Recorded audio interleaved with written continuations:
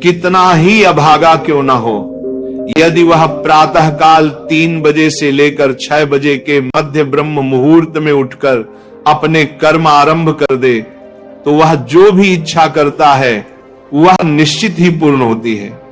एक समय की बात है, माता पार्वती ने भगवान शिव से निवेदन किया, हे स्वामी, मैंने देखा है कि चाहे मनुष्य कितना ही दुर्भाग्यशाली क्यों न हो, यदि वह ब्रह्म मुहूर्त में उठता है तो उसके जीवन में सुख, शांति और सफलता स्वतः आने लगती है। ऐसा क्यों होता है? कृपया मुझे इस रहस्य का बोध कराइए। भगवान शिव ने प्रसन्न होकर कहा, हे देवी, तुम्हारा यह प्रश्न अत्यंत कल्याणकारी है। मैं तुम्हें इस प्रश्न का उत्तर एक कथा के माध्यम से दूंगा। ध्यानपूर्वक सुनो। जो मनुष्य इस कथा को पूर्ण श्रद्धा से सुनता है वह कभी भी इस अमूल्य अवसर को अपने हाथ से नहीं जाने देता। ब्रह्म मुहूर्त का रहस्य जान लेने के पश्चात उसका संपूर्ण जीवन परिवर्तित हो जाता है। बहुत समय पूर्व की बात है, काशी नगरी में दीनू नामक एक बालक रहता था। वह हृदय से अत्यंत अच्छा था, किंतु उसमें एक बुरी आदत थी। वह प्रातः काल बहुत देर से उठता था। घर के लोग उसे प्रतिदिन जगाने का प्रयत्न करते, परंतु वह प्रातः 9 बजे से पहले कभी नहीं उठता था। जब वह बालक था तब उसके परिवार वालों ने सोचा कि समय के साथ उसकी ये आदत सुधर जाएगी, परंतु जैसे जैसे वह बड़ा होता गया ये आलस्य और भी दृढ़ होता चला गया। दुनिया इधर से उधर हो जाए, किंतु दीनू कभी जल्दी नहीं उठता था। उसके पिता उसकी इस आदत से अत्यंत दुखी रहते। धीरे धीरे उस पर नकारात्मक शक्तियों का प्रभाव बढ़ गया। वह सबको पलटकर उत्तर देने लगा, मन सदैव उदास रहता और उसके स्वास्थ्य पर भी विपरीत असर पड़ने लगा। जब उसे ज्ञात हुआ कि उसके सभी मित्र जीवन में सफलता प्राप्त कर चुके हैं, तब वह और अधिक विषादग्रस्त हो गया।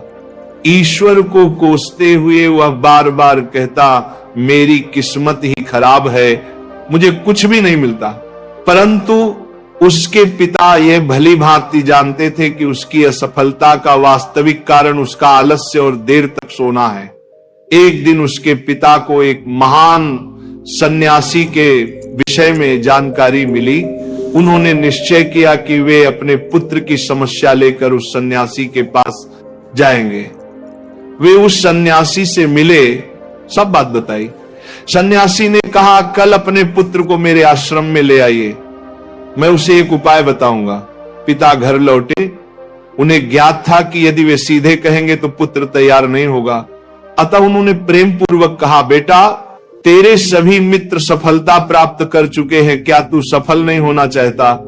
लड़के ने उत्तर दिया, चाहता तो हूं पिताजी, पर जब भी उनसे रहस्य पूछता हूं वे कुछ नहीं बताते। पिता मुस्कुराए और बोले, मुझे उस रहस्य का ज्ञान हो गया है कि वे सब सफल क्यों हो रहे हैं। लड़का उत्साहित होकर बोला, कृपया बताइए पिताजी।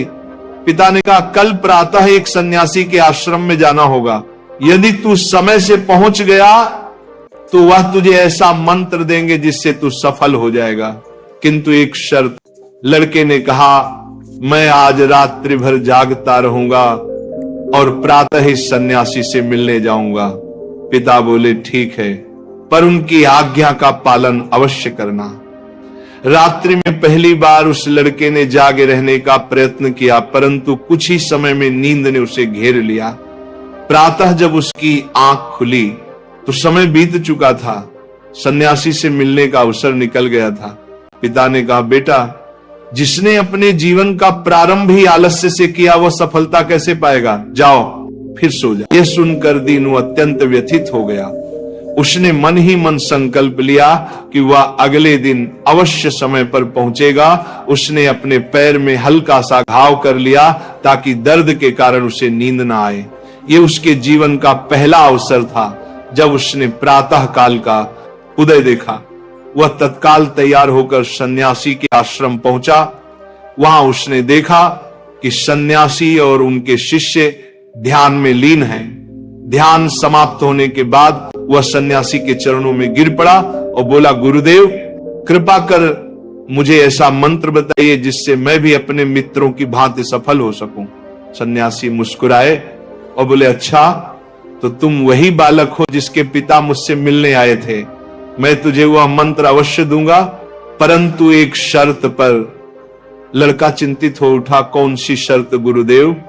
सन्यासी बोले, तुझे अगले 21 दिनों तक मेरी आज्ञा का पालन करना होगा, तब मैं तुझे वह दिव्य मंत्र दूंगा। यदि बीच में तेरा संकल्प टूटा तो उस मंत्र का कोई प्रभाव नहीं रहेगा। लड़के ने दृढ़ निश्चय के साथ कहा, गुरुदेव मैं आपकी सभी आज्ञाएं स्वीकार करता हूं, अगले 21 दिनों तक मैं आपका दास बनकर रहूंगा। सन्यासी बोले, अच्छा कल से तेरा कार्य प्रारंभ होगा, यहीं आश्रम में रहेगा, ब्रह्म मुहूर्त में उठेगा, ध्यान करेगा और अन्य कार्यों में सहयोग करेगा। दृढ़ रखना। पहले कुछ दिन सब ठीक रहा, पर 8वें दिन उसका संकल्प टूट गया। वह फिर देर तक सोया रह गया। प्रातः जब उठा तो अत्यंत पछताया और रोते हुए सन्यासी के चरणों में गिर पड़ा।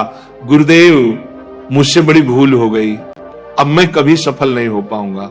सन्यासी ने स्नेहपूर्वक कहा, नहीं पुत्र, फिर से आरंभ कर, असफलता ही सफलता की जननी है। अब दृढ़ संकल्प के साथ आगे बढ़। लड़के ने पूछा, गुरुदेव ब्रह्म मुहूर्त में उठना इतना आवश्यक क्यों है? यहां सब लोग इतनी जल्दी क्यों उठते हैं? तब सन्यासी ने उसे गूढ़ ज्ञान दिया।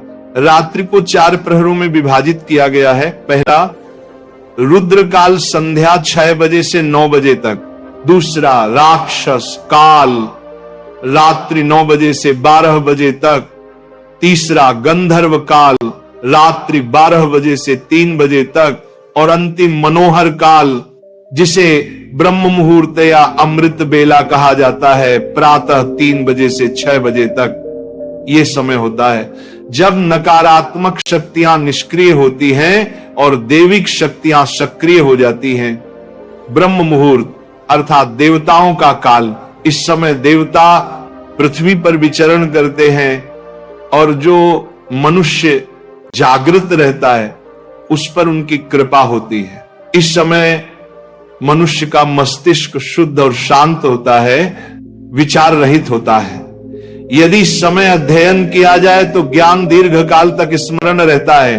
प्राचीन काल में लोग सूर्यास्त के साथ दिन का अंत करते और सूर्योदय के साथ आरंभ। यही प्रकृति के साथ तालमेल का रहस्य है। लड़के ने कहा, गुरुदेव यदि मैं ब्रह्म मुहूर्त में उठूं तो मुझे क्या करना चाहिए?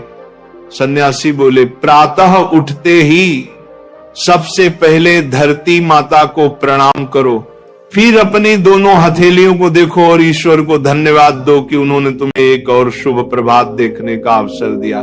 उसके पश्चात स्नान करो, जिससे शरीर ही नहीं मन भी शुद्ध होता है। फिर ध्यान आरंभ करो। ब्रह्म मुहूर्त में ध्यान का काल अत्यंत शुभ माना गया है। यदि तुम किसी मनोकामना की पूर्ति चाहते हो तो उसी समय ध्यान में बैठो, रीढ़ और गर्दन सीधी रखो, सुखासन में बैठकर आंखें बंद करो, आज्ञा चक्र पर केंद्रित करो जो दोनों भौहों के मध्य स्थित है। श्वास को लंबा और गहरा लो, कुछ क्षण रोक कर रखो, फिर धीरे धीरे मुख से बाहर छोड़ो। इस प्रक्रिया को 3 से 4 बार दोहराओ। इस दौरान अपनी मनोकामना को मन ही मन दोहराते हुए अपने इष्ट देवता और गुरु का चिंतन करो। जब यह अभ्यास प्रतिदिन किया जाता है तो इच्छा अवचेतन मन तक पहुंच जाती है और शीघ्र ही पूर्ण होती है। यही आज्ञा चक्र की शक्ति है। उस सन्यासी ने कहा कि ब्रह्म मुहूर्त में किया गया संकल्प कभी व्यर्थ नहीं जाता। इस समय ईश्वर की कृपा विशेष रूप से प्राप्त होती है। लड़के ने अगले 21 दिनों तक पूर्ण निष्ठा से इस नियम का पालन किया। अब वह अनुशासित, शांत और प्रसन्न चित्त बन गया था। 21वें दिन वह प्रसन्न भाव से सन्यासी के पास पहुंचा और कहा, गुरुदेव मैंने 21 दिनों का संकल्प पूर्ण कर लिया है, आप कृपया मुझे वह सफलता का मंत्र बताइए। सन्यासी मुस्कुराए और बोले, पुत्र